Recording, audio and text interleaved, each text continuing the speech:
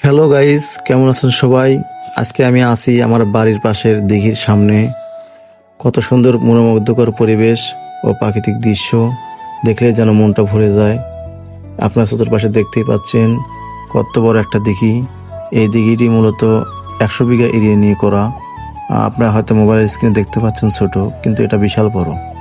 আপনারা দেখতেই পাচ্ছেন চতুর্পাশে শুধু আমের বাগান, লিচুর বাগান, অনেক গাছপালা, কত সুন্দর পরিবেশ।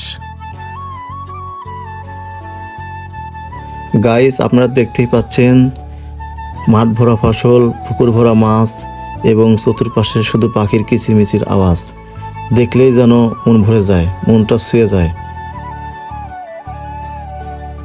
এবং আপনারা যারা শহরে থাকেন, শহর থেকে কোনো সময়ই এই শান্তিটা খুঁজে পাবেন না। এটার জন্য অবশ্যই আপনাদেরকে গ্রামে আসতে হবে। গ্রামে এসে এই শান্তি এবং এই সুখটা অনুভব করতে হবে।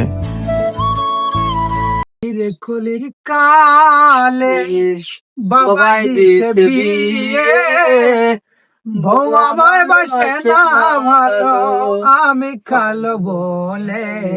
হায় কলির কালে মা হয়েছে কুটনি বুড়ি, বউ হয়েছে জলের জান। আজ গরাতে বউ আমারে 3বার বলছে আব্বা জান, 3বার বলছে আব্বা জান। মা হয়েছে কুটনি বুড়ি, বউ হয়েছে জানের জান। আজ গরাতে বউ আমারে 3বার বলছে সোনা জান। শ্বশুর শালা আইসা বলে চলো ভাই মার্কেটে যাই, ছোট্ট শালে আইসা বলে চলো খালু বেড়ে বেড়ে যাই। হাইরে কলির কালে হাইরে কলির কালে আমার বাবা দিছে বিয়ে, বউ আমায় বাসে না ভালো, আমি কালো বলে। হাইরে কলির কালে।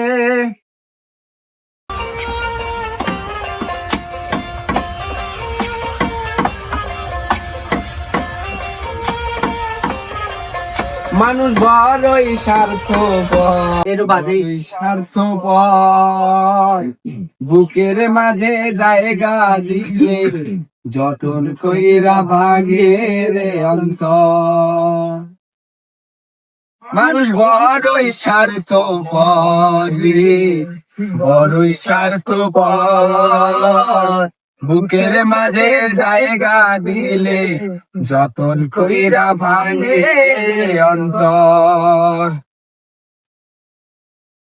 অচেনা এক জংলার পাখি যতন কইরা বুকে রাখছি, বুকের পাজর ভাঙ্গা শেষে সাজাইলো অন্যের ঘর, সাজাইলো অন্যের ঘর।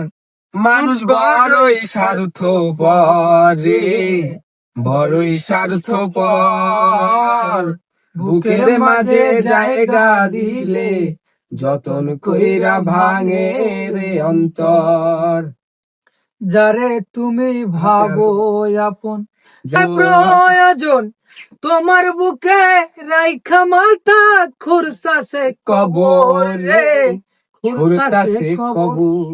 মানুষ বড়ই স্বার্থপর রে, বড়ই স্বার্থপর, বুকের মাঝে জায়গা দিলে যতন কইরা ভাঙে রে অন্তর।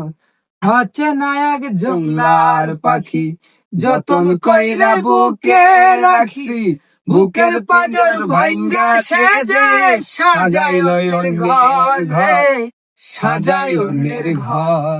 মানুষ বড়ই স্বার্থপর রে, বড়ই স্বার্থপর, বুকের মাঝে জায়গা দিলে যতন কইরা ভাঙে রে অন্তর।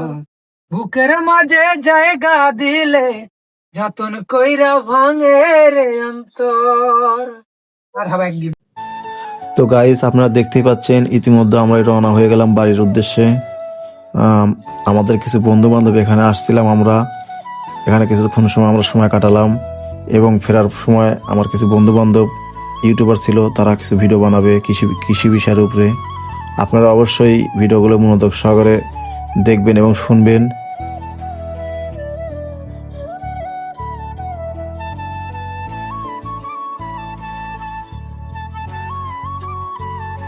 গাইজ, আপনারা যারা শহরে থাকেন, যারা ঈদের ছুটিতে যারা গ্রামে আসেন, তারা অবশ্যই এখানে আসবেন এবং এখান থেকে ঘুরে যাবেন। অনেক সুন্দর জায়গা।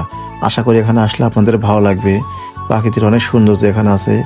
আপনারা এখানে আসবেন, এখান থেকে এসে ঘুরে যাবেন, অনেকটা ভালো লাগবে। সবাই ভালো থাকবেন। চলুন দেখি। আসসালামু আলাইকুম।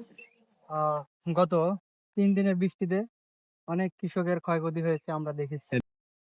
যারা আলু রোপণ করেছিলেন, পেঁয়াজ রোপণ করেছিলেন, আসলে এখানে কারো কোনো হাত নেই। যেহেতু এটি উপর আল্লাহ তৈরি করে, মানে প্রাকৃতিক ভাবে এটি বৃষ্টি হয়েছে, সেহেতু এখানে কারো হাত নেই। তো এই বৃষ্টিতে অনেকের ক্ষয়ক্ষতি হয়েছে। আসলে কৃষককে নিয়ে কেউ ভাবে না।